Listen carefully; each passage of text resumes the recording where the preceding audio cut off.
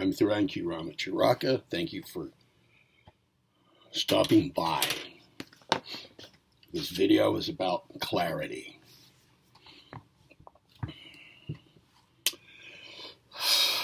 Mental clarity,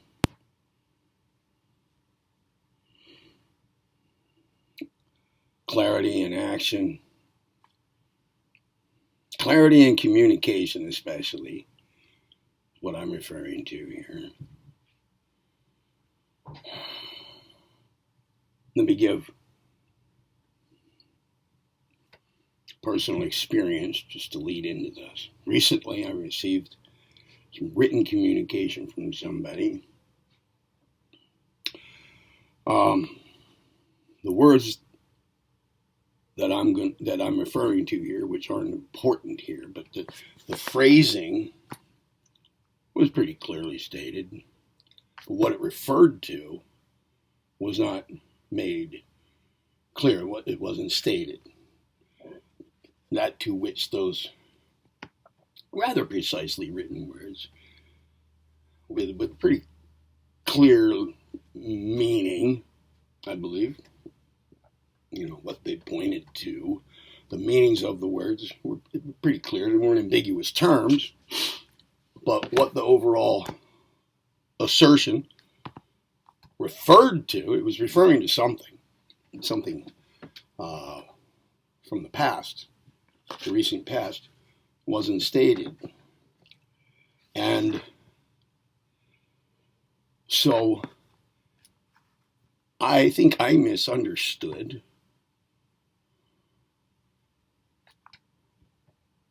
what those words referred to, and I made a response by way of another medium of communication that was probably off base. So I think there may be two instances there of unclear activity. The referring in the writing that I read, and then my assessment of what was being talked about, really referred back to. Because later, I think it became more clear to me what that must have been talking about, what that must have been referring to, due to an association of events in the past and the words that I read. So there's an example of how unclear thinking or unclear recalling of affairs combined with some clear verbiage, but without clarification of reference, combined can inhibit total success in communication, which can lead to a lot of confusion, misunderstanding, disputation,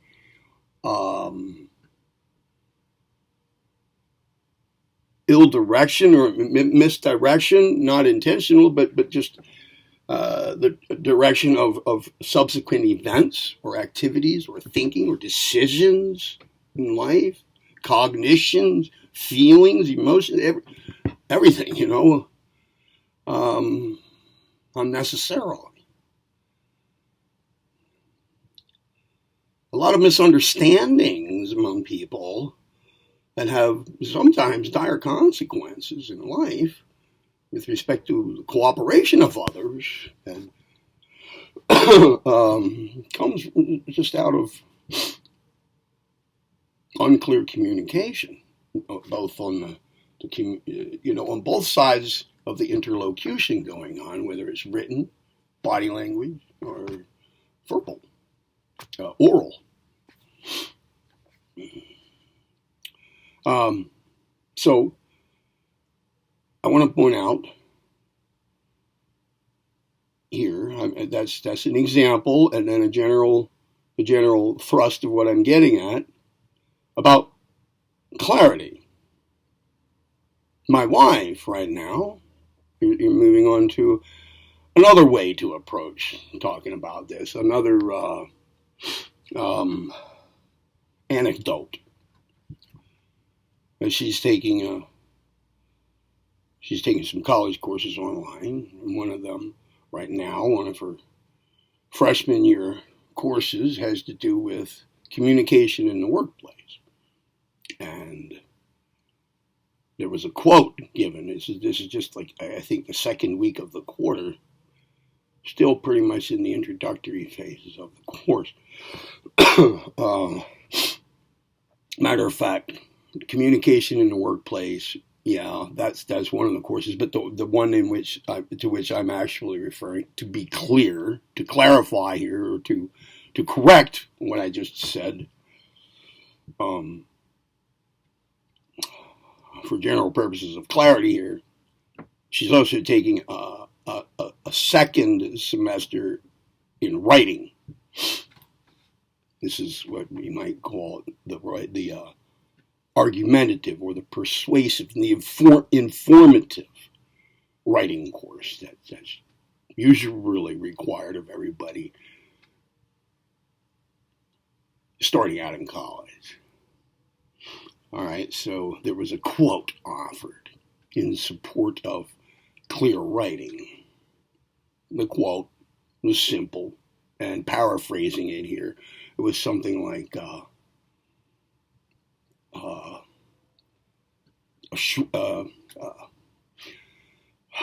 geez, I had just got up, but I have a lot to do today, and I wanted to get this done while it was hot in my mind, fresh in my mind. A lack of clarity, not a total lack, a shortage, a deficiency in clarity, is an obstacle to total success in anything. But what that quote was being used here for was in written communication. If you, especially, in the work environment, because that's what the course is really designed for. It's an accounting degree she's going for, so they gear this toward the accounting career, everything. In the workplace, let's say, if you create some written information and you want to persuade, you want to get to cooperation or get across understanding of something to someone else by way of writing, so that you write, they read. Well, there are a lot of points in that process where things can be unclear, from the thinking of the writer all the way to the thinking of the reader with respect to that written communication. Well, the degree to which there is unclarity,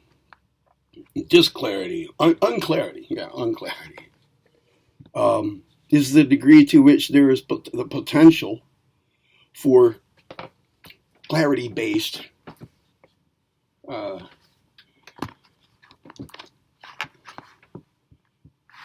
obstacles to the success in getting through that message, getting that message across, and then whatever action or thinking or decision making you intend to come from that communication. Things can go in the wrong direction due to unclarity, ambiguity. In the writing is one important place. I mean, that it has to be clear for everything else if it's going to be perfectly clear in that whole process from beginning to end to even have a chance of occurring. One way in writing to aid clarity is to make sure, as we all probably know, if we've taken any writing classes at all, or if we're familiar with it through experience, don't have a might call a non-referring pronoun or an ambiguously referring pronoun. Like, let's say we set up a scenario or a situation, like in a sentence, like John and Andy went to the store. And then blah, blah, blah, blah, blah, such and so were purchased. And then a pronoun is used. Then he said to his wife, we went to the store today. Well, who is he? John or Andy? And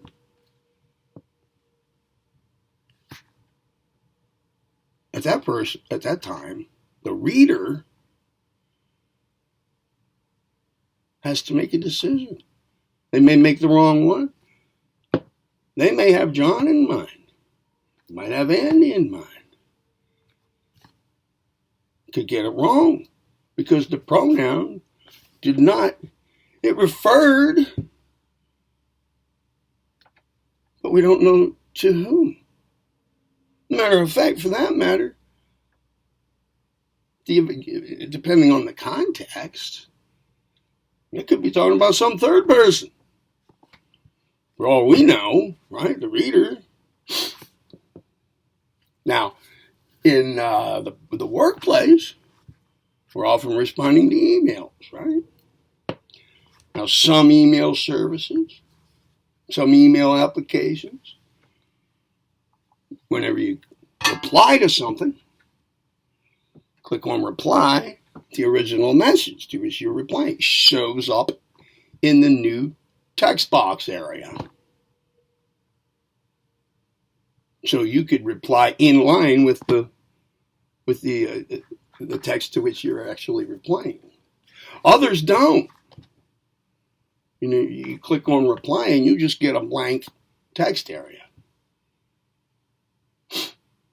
It's very easy to make a reply to something. Let's say there have been 10 emails exchanged with a person covering a variety of subjects, and it takes a week to get through all of them because of other activities in life especially, and now you make a reply to one of them. Just an example, hypothetical situation. Well, and you don't make clear which email and what topic, what specific thing in that specific email to which you're replying, you make your reply. It can be as clearly written as ever, but what's it referring to? Could be referring to many things. Maybe the person who wrote the original thing forgot by then what all he or she wrote in the past. That's the kind of thing that happened lately. Now, it can slowly come about, that clear memory on behalf of the reader of the reply.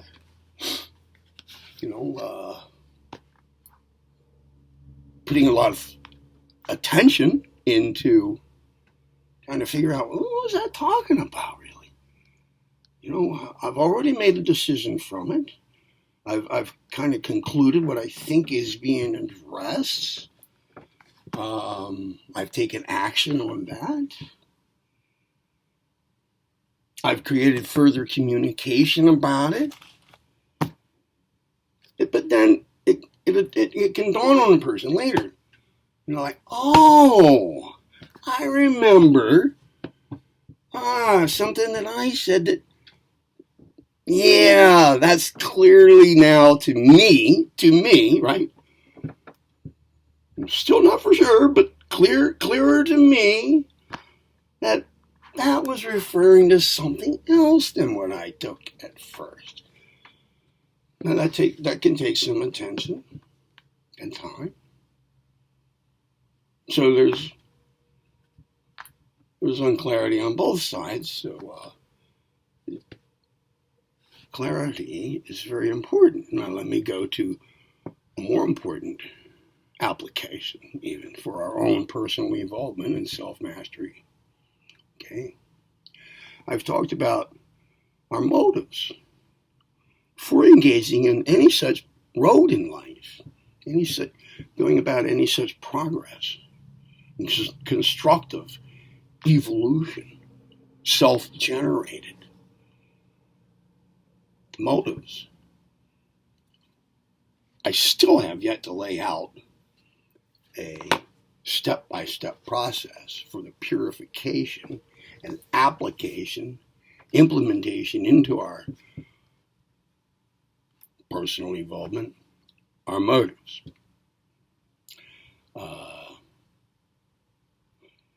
One phase of coming to actual terms, with respect to our motives, is clarification. And there are several steps in writing just clarity over them.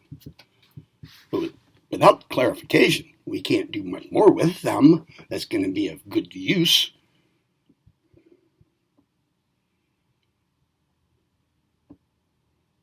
They must be clear to us, to ourselves, what they are. I mean, if we're going to go ahead and transmute them to their highest and most usable form, and then implement them into our, not just our following work, all the techniques and methods to advance ourselves with respect to self-mastery and so forth, but also just to our way of being, all our activities, all our thinking, all our feeling, all our emoting, and they're not clear in the first place?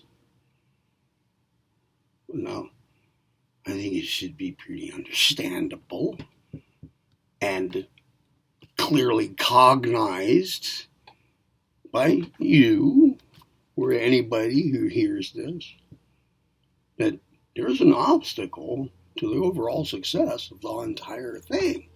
In fact, things can go the wrong way, the other way.